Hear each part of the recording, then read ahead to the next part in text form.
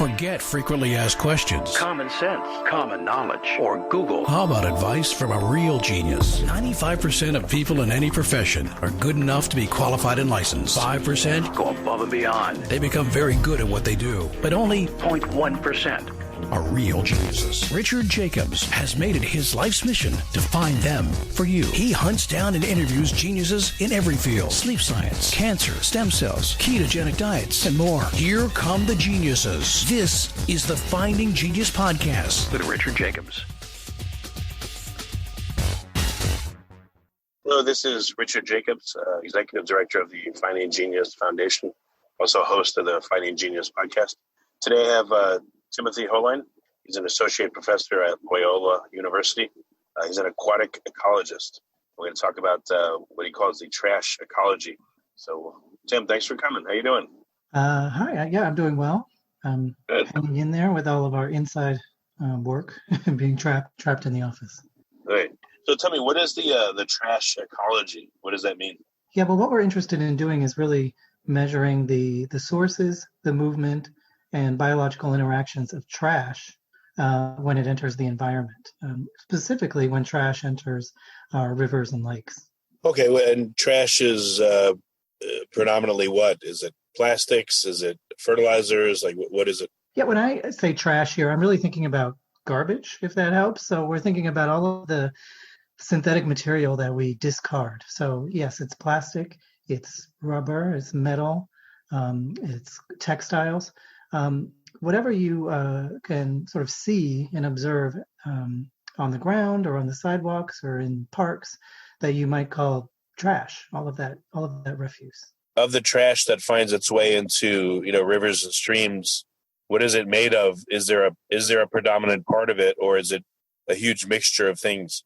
The trash that we find in rivers and streams is really a mixture of materials. And the same is true for the kinds of trash that people find on ocean beaches or in parks or even on the streets. We often divide it by material type. So this is plastic, metal. And, we do find lots of different kinds of materials, but a lot of what we find is categorized as plastic, metal, and textiles. Okay, gotcha. So when the trash makes it into these bodies of water, does it travel very far, or does it tend to settle to the bottom pretty quick? Well, that's exactly one of the questions that we're trying to measure. So we've been out trying to determine the way in which trash moves around. And again, it's a diverse kind of set of measurements depending upon material types. We find that some material is pretty stable. And you can imagine this is predominantly the heavier kinds of trash that gets into the rivers. This is things like metal, construction debris, and the fabrics. They're heavy, they're waterlogged, and they stay. Some of the lighter stuff and some of the smaller stuff can actually travel pretty far. So this is things like plastic in particular, other kinds of buoyant trash that can river and go several kilometers or several miles downstream at a time. So the lighter material, does that end up in oceans eventually when river is dumped there? Yeah, that's another one of the key questions that we want to know. It can either sort of stay in the river, it can go downstream, or it can sometimes be buried in the sediments. And so from the perspective of marine biologists, they often want to know kind of how rivers act as a pipe. That is, its way into a river and then ends up in the ocean. But from our perspective as scientists who study streams and rivers, we understand that rivers, lakes, these are ecosystems that actually retain a lot of material, and that plastic and other kinds of trash, when it's retained in a river, can actually be transformed and interact with aquatic life in the freshwater ecosystem as well. So we've been trying to quantify the amount of trash that gets retained in the rivers and the proportion that's exported downstream. And we also want to know what happens to the material when it's in the river. And we don't have a great answer for that yet. We're still in the process of taking those measurements. But one of the things that we've really been able to document is the pattern by which trash moves downstream. And the pattern it moves downstream is through a series of kind of start and stop sequences. And this is really tied to how water is moving off the landscape and into rivers. So when it rains, when there's floods, we find lots of litter is suspended, it's mobilized, and it's in motion. But as floodwaters start to recede, litter is left along the sides of the streams, it's left along the bottom of the streams, and it stops, and it can stay in place for quite a long time before it's moved again. Could a flood, or once the waters recede from a flood, could that be a very good opportunity for, people to go and clean up the banks of a river? Maybe it would disgorge stuff that's been trapped there. Yeah, exactly. When we are collecting litter, oftentimes the periods where we're really able to get into the river is when the floodwaters have receded. So we know where the spots are for litter collection. And this is along any kinds of interruptions in the flow. This is like bridges or other structures that are spanning a river, vegetation, or turns or bends in the river. All of these sites act as litter collection spots. And so when we work with volunteer groups, we often direct them to those locations to try to maximize kind of their time and really the efficiency of litter collection, because we understand that that's where it sticks. Have you personally taken trips to the riverside to, evaluate the trash that's there and look at the condition of it after it's been in the river for a while? Have I personally done that? Is that what your question was? Yeah. Have you gone to the riverside, at various streams and literally seen this in person and, collected samples? Yeah. Hundreds of times. The work that I do with my students is really field based. So we're out in the river, in the streams. We do all sorts of different ways of getting out and collecting litter, depending upon stream size. When we're working streams, we wade in the river with boots and collection materials. These include nets and bits and booms. When we're working in larger rivers, we'll be on a boat, a canoe, a kayak, or a motorboat, and we are getting around to the different places to collect litter, either by hand where possible or with nets and collection materials. So what have you observed being at the riverside in person that you didn't know before you did it? What do you only know from being there? Yeah, well, I've spent so much time collecting trash out in the environment that it's kind of become second nature. But I think one of the things that people are surprised by when they come along on our trips is just how much trash is present. You might look at a lake shore or look at a river and think, there's not much trash there at first glance. But when you get in and start looking, there's a lot more than is obvious at first. And there's a couple of reasons for that. One is the litter tends to kind of commingle. It accumulates in the same places and mixes together with leaf litter, with branches, with kind of like natural debris. And much of the trash is colonized by microbes. So, whenever something falls into an aquatic environment, there's a community of microorganisms that starts to grow on the surface. We call these biofilms. They're a collection of bacteria, algae, fungi that just grow, and they're kind of slimy and just a natural part of the ecology of aquatic ecosystems. And trash is just like any other surface in an aquatic environment when it comes to biofilm growth. So you might think you're looking at mud or maybe leaf litter, but in fact, it could be plastic or metal or fabric, kind of take on a green, slimy, kind of muddy look. And so it requires a little bit of investigation and careful attention to detail when you're collecting litter because of that kind of disguise. What happens to the local ecology of a river? It's kind of interesting, I guess, because the water is always flowing. So I would think downstream of litter is the real impact. I guess the materials that come off a piece of litter, the plastics that go into the water, the other components. It's like a continual downstream effect. And I guess as the litter bumps downwards, different parts of the stream are affected differently. Yeah, that's right. And that's something we're also working on measuring. Because litter comes in all different shapes and sizes and is all different kinds of materials, it breaks down in different ways. So, for example, we find a lot of glass. These are largely bottles. We find a lot of glass bottles in streams when they're in parks and near roads. Presumably, this is people littering when they're just kind of nearby the river. And we find many of these bottles that are intact, but we also find a lot of pieces of broken glass.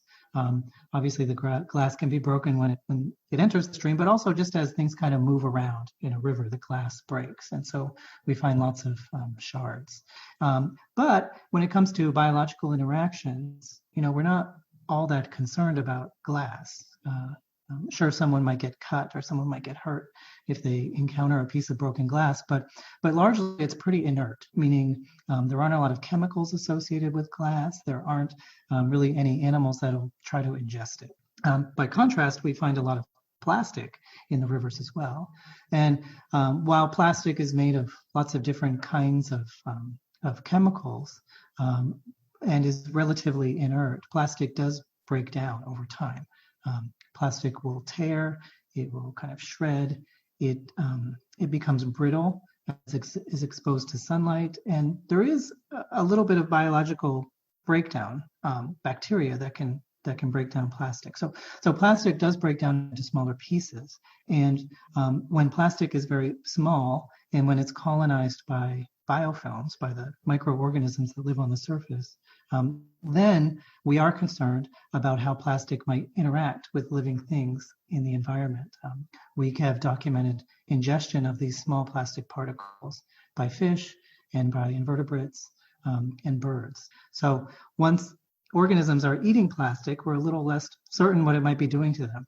It could block their digestive tract. It could leach chemicals into their digestive system, or even sort of make them feel full when they aren't. So litter is a really complex mixture of materials, some of which we think are more dangerous than others. And as it comes to breakdown of trash and transport of trash from upstream to downstream locations, one of the most concerned about is plastic.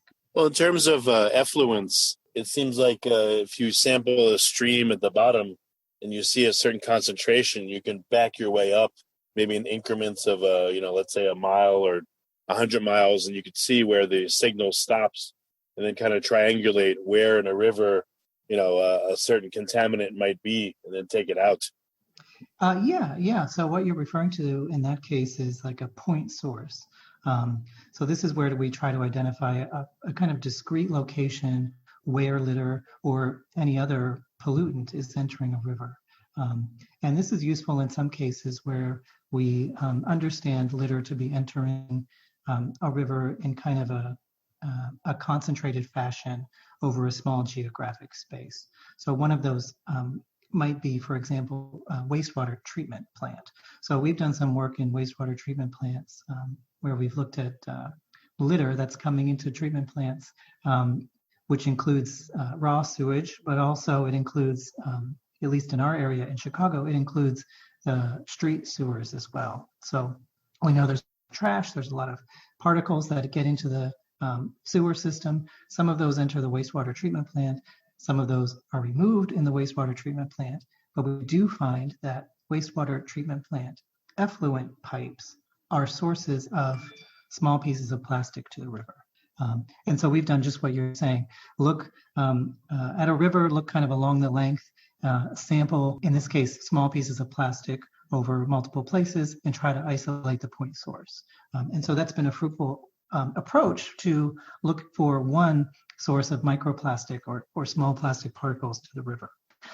One of the challenges, though, is that when it comes to litter, small plastic and other kinds of litter included, there are some of which are point sources, but others are what we call non-point sources, and these are a little bit more challenging to isolate. So I can give you an example of a non-point source for litter. Sure. Yeah. Go ahead. Sure. If you like this podcast, Please click the link in the description to subscribe and review us on iTunes. And one of those is from the atmosphere. So we don't always think about dust outside, but we have dust inside, we have dust outside, and in the dust, both in someone's home or in a building, there's lots of small suspended particles, pollen, small pieces of plants, dust like kind of sand grains, and also there's small pieces of plastic in the air. And so the plastic in the air is settling out just like it does for pollen or other particles. And so because plastic is coming down onto the landscape from the air, it's much harder to isolate a source of plastic like that because it's so diffuse and it's really spread out over a large geographic area.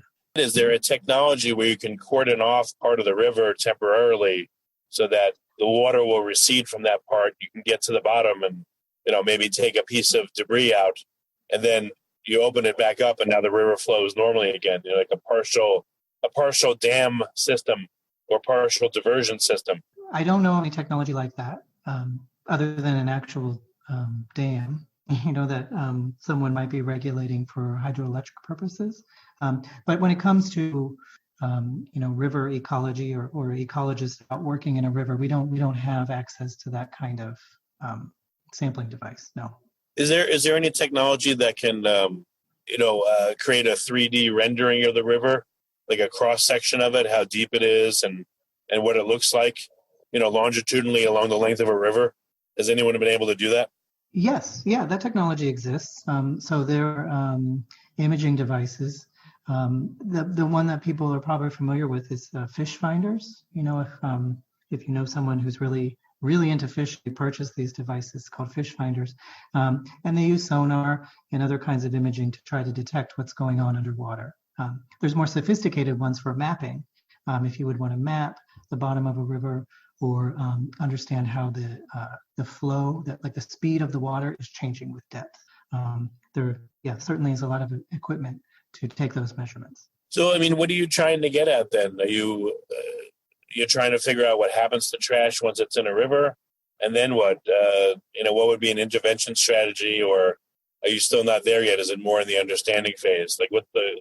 What big questions are you trying to answer with your research? Yeah, both of those things are ongoing at the same time. So the large questions we're trying to answer are: what are the sources? What's the fate?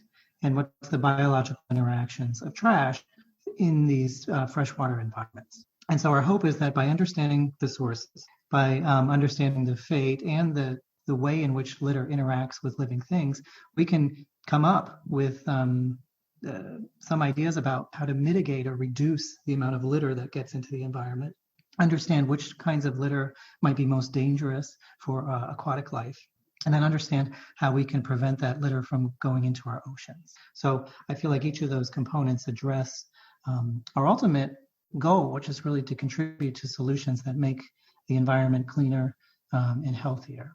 And so I can give you an example of how that's worked. In one of our projects, we've been working with a nonprofit group called the Alliance for the Great Lakes. They're a large nonprofit agency that does a lot of advocacy for clean water in the Great Lakes. And one of the programs that they run is called Adopt a Beach. And their Adopt a Beach program has been going on for 15 or 20 years. And in this program, they have volunteers go out and pick up trash on the beaches throughout the Great Lakes. And one of the nice things about that program is they've had the volunteers write down what they find. So there's a tally sheet that the volunteers are filling out, and they tally all the litter that they pick up. And they've been doing this for so long and recording the results that there's a really large data set of trash on our Great Lakes beaches that we've been analyzing to try to figure out these same questions. What are the sources? How much is out there? And what might be most dangerous? And so we've been working with them to analyze this large data set. And we've got a number of different projects ongoing to address the information embedded in there. One of them that I think is really fascinating and speaks to your question is we're able to look at the composition of trash on the beaches. One of the items we find is most abundant is cigarette butts. It's a very common trash item on ocean beaches, on our Great Lake beaches. It's just something people like to do on the beach, and then they leave the cigarette butts there. And because this program has been going on for so long, we've been able to determine what the year-on-year trends are in trash. And one of the strongest temporal trends that we see is a decrease in cigarette butts on the Great Lakes beaches from a period of about 2003 up until 2019. Consistently, the amount of cigarette butts is going down on lots of different beaches throughout the Great Lakes. And this is the same pattern that is observed with smoking rates. So there's less people smoking over this time. And the same pattern that's observed with improvements in public health as it relates to lung cancer. So because we have this really large data set, it's thousands and thousands and thousands of volunteers picking up trash and doing it over many years, we're able to document this trend in litter abundance. And it's a positive one. And our question is, well, why are cigarette butts declining on the beaches? It's because of many, many different policies. Smoking has been banned in public setting period. In Chicago, the smoking on the beaches was banned in 2008. There's a really large, public education and public health movement to try to discourage people from smoking. All of these things were effective in reducing smoking rates. And we can also show that there's an environmental benefit, that we have less litter on the beaches. Any other interesting trends in litter, things that are increasing the past few years? I went on for a minute. I think that this makes is that by understanding the composition of trash on our freshwater ecosystems, we are in a better position to understand how public policy, how human behavior, how environmental kind of management, how all of these techniques can be kind of brought to bear to try to reduce litter. And in our case, with the cigarette butt example, the intention was to reduce smoking for public health benefits, and that was effective. But also, we can demonstrate that these kinds of actions have environmental benefit. But without these really large data sets and without getting out, on foot and measuring what kinds of litter we're finding, we're not in a position to help inform those decisions or help inform how effective those decisions are. And that's what we want to be able to. It makes sense. What kinds of litter have you seen are innocuous when you think they might be harmful, and vice versa? Which kinds of litter seem to be really bad for the rivers and the fish and the other life? Well, to answer the second part of your question, we're trying to understand and kind of prioritize what types of litter we think might be most dangerous. And from the perspective of public health and from the perspective of environmental health, we're really concerned about the litter that's generated by sewage overflows. So many cities around the U.S. have combined sewers, meaning the street sewers and the sanitary sewers go into the same pipe, and that pipe goes to a wastewater treatment plant. And that works fine most of the time, but when it rains, there's too much street sewer water to fit into the pipes. And so we have what's called a combined sewer overflow. And this means during periods of heavy rain that there's raw sewage going into the river. And so this is what we are worried about, because that raw sewage contains obviously disease-causing microorganisms, and it contains, unfortunately, litter that's related to hygiene.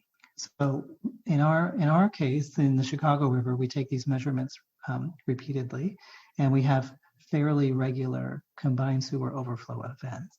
And so we have put it together that after heavy rain events where we have the sewers overflow, we see hygiene products. So these would be related to feminine hygiene, to wipes, like toilet wipes, and also condoms. We see these in the river, and they've come directly from the sewers. And so we're concerned that they could be have bodily fluids, have microorganisms that might be disease-causing, both for people and wildlife. We haven't taken those measurements, but we can infer that from kind of common sense. And we want to understand just how much material is coming out of our sewers so that we can inform the benefit of improvements to our sewage infrastructure as it relates to trash in the rivers. Well, very good. Tim, what do you think the future of the analysis of this trash will be?